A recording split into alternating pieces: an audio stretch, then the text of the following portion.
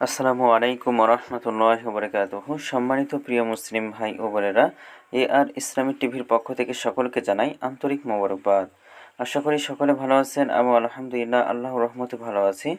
আজকে আপনাদের মাঝে আলোচনা করব নামাজের সময়সূচি সম্পর্কে।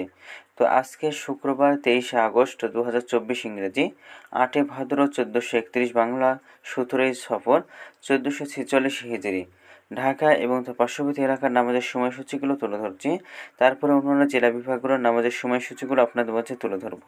আজকে ঢাকা এবং তার পার্শ্ববর্তী এলাকার তাহাজ্জুদ এবং সেহরির শেষ সময় হলো 4:13 আজকে ফজর ওয়াক্ত শুরু হয়েছে 4:18 এবং ফজর ওয়াক্ত আজকে শেষ হবে 5:36। জোহরের ওয়াক্ত আজকে শুরু হবে 12:02 এবং জোহরের ওয়াক্ত আজকে শেষ হবে বা জুমার ওয়াক্ত আজকে শেষ হবে 4:33। আসর ওয়াক্ত শুরু হবে 4:34 এবং শেষ হবে 6:24।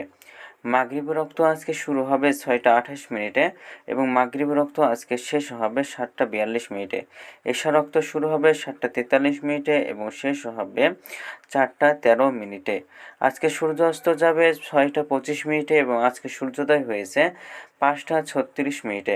এইগুলো ঢাকা এবং পার্শ্ববর্তী এলাকার নামাজের সময়সূচি। এখন আপনাদের মাঝে আলোচনা করব বিভাগীয় শহরের জন্য উল্লেখিত সময়ের সঙ্গে যেসব বিভাগের সময় আপনি যোগ বিয়োগ করবেন তা হলো এই, অর্থাৎ বিয়োগ করবেন চট্টগ্রামে 5 মিনিট এবং সিলেটে 6 মিনিট কম করবেন।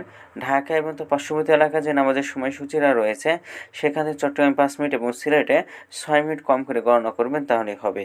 এবং যোগ করবেন খুলনাতে 3 মিনিট, রাজশাহীতে 7 মিনিট, রংপুর 8 মিনিট, বরিশালে 1 মিনিট বেশি করবেন।